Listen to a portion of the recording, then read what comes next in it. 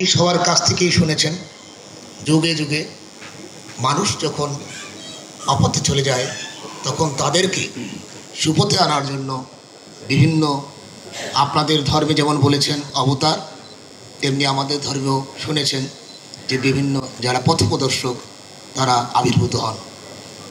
প্রত্যেকের উদ্দেশ্য এক, পৃথিবীতে শান্তি স্থাপন করা, আমাদের মধ্যে হানাহানি দূর করা, আমাদের মধ্যে যে ধর্মীয় বিভেদ আছে সেটাকেও দূর করা, আমরা যেন সবাই একই দেশের একই মানুষ হিসাবে একই সমাজে বসবাসরত শান্তিতে করতে পারি, সেই কথাই ওনারা বলে গিয়েছেন।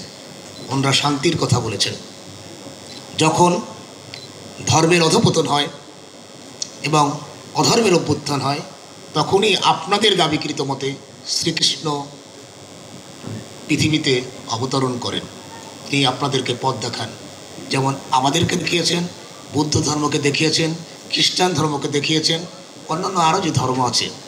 মূল মন্ত্র এক, আমরা শান্তি চাই, আমরা সুন্দর সৌহার্দ্যপূর্ণ পরিবেশে সবাই বসবাস করতে চাই, যেখানে জাতি, ধর্ম, বর্ণ এ সংক্রান্তে কোনো প্রশ্ন থাকবে না।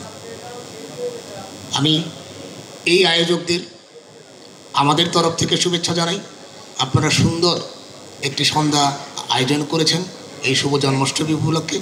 প্রতি বছরই আপনারা আয়োজন করেনও, গতবারও করেছেন, এর আগেও করেছেন। আপনাদের যে সুন্দর অনুষ্ঠানের ওই যে সন্ধ্যায় আপনারা উপস্থিত থেকেছেন, আমাদের কথা শুনেছেন, এজন্য আমাদের তরফ থেকে আপনাদেরকে আবারও কৃতজ্ঞতা ও ধন্যবাদ জানাই। আমি সর্বশেষ চারণ কবি মুকুন্দ দাসের কয়েকটি কথা বলে শেষ করি।